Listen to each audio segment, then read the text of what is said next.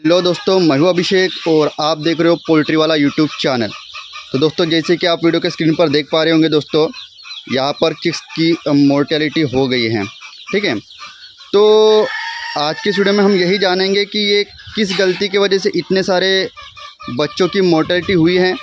जैसे कि अक्सर हम बोलते हैं कि जब कभी भी आप नए चिक्स का फ्लॉक डालते हो नए पोल्ट्री फार्मर को, तो स्टार्टिंग का जो ब्रीडिंग का पीरियड होता है उस समय में आपको उस बच्चों के साथ रहना होता है। कभी कभार लाइट चली जाती है तो बच्चे एक दूसरे के ऊपर में चढ़कर मर जाते हैं।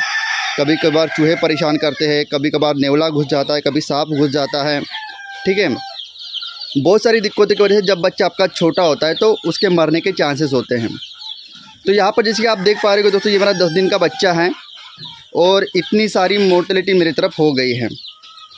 तो इसके पीछे का कारण क्या है?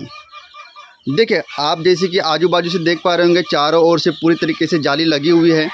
ठीक है, अंदर से तो कोई चीज़ आने के चांसेस तो नहीं है, लेकिन हाँ, यहाँ पर जो डुअर है, डुअर और टीन के पतरे के बीच में गैप है, यहाँ से सांप, नेवला और चूहा आ सकता है। लेकिन इन तीनों में से इसके मोर्टेलिटी के पीछे का कारण क्या है? जहाँ तक कि मेरा मानना है, अगर वो नेवला अगर यहाँ पर घुसता था, ठीक है, तो लगभग ये जो मरे हुए जो चूजे हैं, ठीक है, इनके जो सर होते हैं, ठीक है, ये पूरे के पूरे वो तोड़ देता था। लेकिन हमारे मोर्टेलिटी में किसी भी तरीके से जो चूजे हैं उनके सिर नहीं टूटे हुए हैं।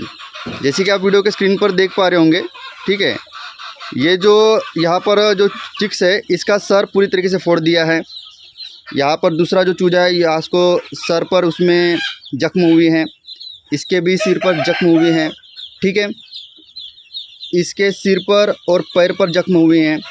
तो जहाँ तक कि मेरा मानना है, ये जो मोर्टेलिटी हुई है ये चूहे के वजह से हुई है। ठीक है, तो इसके पहले भी मेरे तरफ ये प्रॉब्लम हुआ था। मैंने बॉयलर की बैचेस डाली थी 4000 मुर्गियों की। तो ये जो फ्लोर होता है दोस्तों, फ्लोर जो अगर आपका कच्चा होता है तो वह नीचे से आता है और नीचे से वो बच्चों को अंदर खींच लेता है। ठीक है, अगर आपका सीमेंट का फर्श है लेकिन वो काफ़ी पुराना है, काफ़ी ज़्यादा उसमें छेद हुए हैं, तो ये प्रॉब्लम आपको फ्लोर का फ्लोरिंग होने के बावजूद भी होगा। और अगर आप ज़मीन पर पोल्ट्री फार्मिंग करते हो, जैसे कि फ़िलहाल के लिए मेरे पोल्ट्री फार्म पर अभी के लिए तो ज़मीन पर ही मेरा पोल्ट्री फार्मिंग का काम शुरू है, तो ऐसे में नीचे से जो घुस करके बोलते हैं, वो घुस या फिर चूहे के आने के चांसेस काफ़ी ज़्यादा रहते हैं और ऐसे में आपकी ज़्यादा मोर्टेलिटी हो सकती है। तो इन बच्चों की तो मोर्टेलिटी हुई, लेकिन साथ ही साथ में ये जो उसके साथ साथ कुछ 4-5 बच्चों को उसने जख्मी भी करके रख दिया है, जैसे कि आप वीडियो के स्क्रीन पर आप उसके वीडियो देख पा रहे होंगे।